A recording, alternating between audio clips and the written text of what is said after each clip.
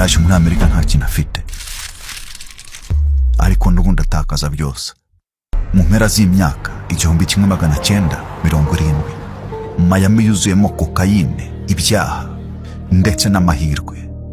Hagati y'ako kavuyo kose hazamo umusore w'umwimukira ushonje kandi ukennye. Yari afite inyota yo kwikura mu buzima bubi. Yarebaga isi nta bwoba, ahubwo afite ambisiyo ikomeye cyane yo guhindura ibintu. Yanze kugumya ari muto, yanze gupfukama, yarabishakaga byose.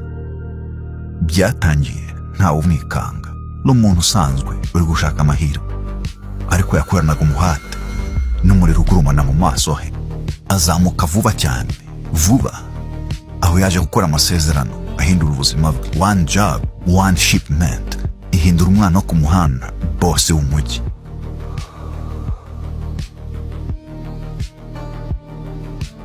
Bidatinze atunga amazu manini, imisozi y'amafaranga utari gushobora kubara. Ariko kazamuka, ariko abanzi biyongera, ari nako ahinduka nk'umusazi. Ayo mafaranga ntiyamuhaye freedom, ahubwo yaramuziritse. Yirukana inshuti ze, ahindura amategeko, trust no one, habe n'abantu bamukundaga. Business irakura, ariko roho ye irabura intsinzi, ihinduka ubwoba. Yarazi ko ari hejuru ya byose, yarazi ko yawe isi, ariko isi ntiyabyemera.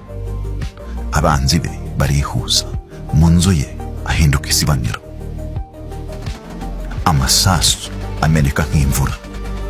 Asigara wenyine, yanga gusubira inyuma, yanga kwitanga. Arwana kugeza ku mwuka wa nyuma, akikijwe n'ibyo yagize kurota byose, ari nabyo bimurimbuye.